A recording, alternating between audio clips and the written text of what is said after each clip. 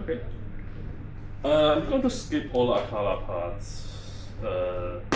I guess I don't need to say how good the jam is, and I don't need to skip those things. So those are colors. This is great. So, but yeah, something I want to highlight is that Jam offers new functionality, new possibilities, but it's the foundation work. It doesn't actually solve the problem. Like Jam is not the thing the user going to use directly. Like no one can even send transaction on Jam at all. Like the only transactions are coming from the validators and services. It's not a user-facing thing. So we still someone need to build things on top of Jams. Obviously, Polkadot SDK and existing Jams roll into the Jam servers, but there could be some other things. But we still need to make sure they solve the problem the users are having right now. Like Polkadot 1.0 is great examples. They introduce a lot of new stuff that are currently being introduced into either Ethereum or other ecosystems. So we have done a lot of things great and way advanced compared to others. But the impact is still obviously not as best as we would like to be. So we just want to make sure Jam give us a kind of a possibility of a reboot, but we need to make sure that we don't fall to the same situation they're having. Okay, great. So Boka is the Jam node we're going to call it. For people who don't speak Chinese, Boka is the Chinese name of Polkadot. So yeah, I can't find a better name. Just keep something simple for myself. Yeah, so it's built using Swap. So Swap is I was a developer many years ago. I enjoy my time working with Objective-C and C++. Is kind of I was a total C++ developer. And kind of a nice binding. Objective-C allows this object-oriented language, but in a special way, it's a compiled language, but it's very dynamic. Like I can literally create a class in a runtime or doing a sort of advanced reflections. I had a side project that allow you to create Objective-C class in JavaScript. So it's a compiled static language, but very dynamic. And Swap is just kind of improved version of Objective-C. So I always like before. If you ask, my favorite is probably still Rust now, but it's probably the second. Yeah, so Swap 6 was introduced recently. The official release like a few months ago. So it offers the new concurrency support, which is nice. It has the ARC automated reference counting, which is a simple, cheap way to manage memories without garbage collections. Just like similar to if you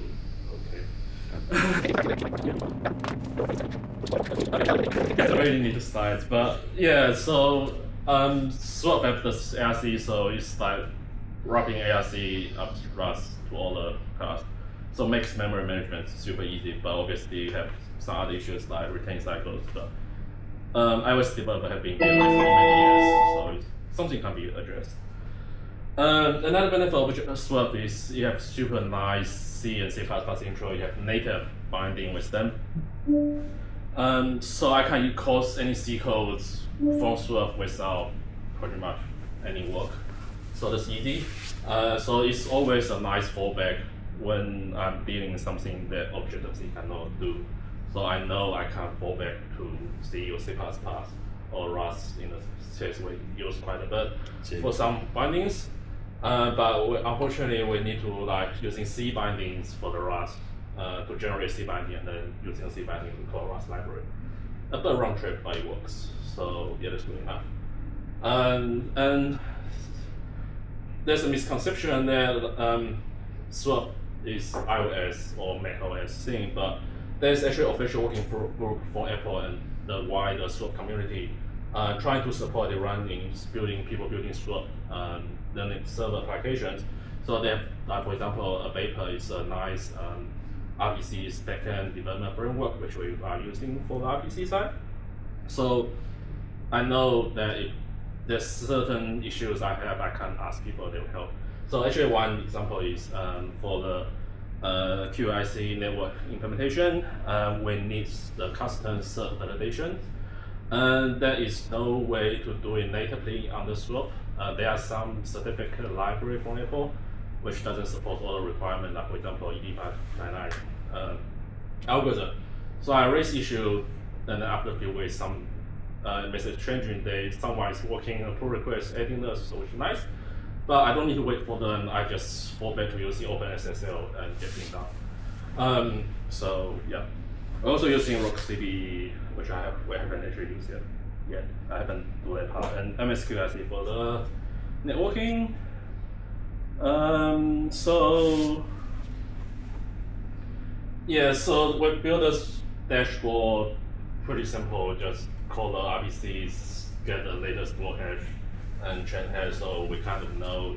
It's easier than reading those things.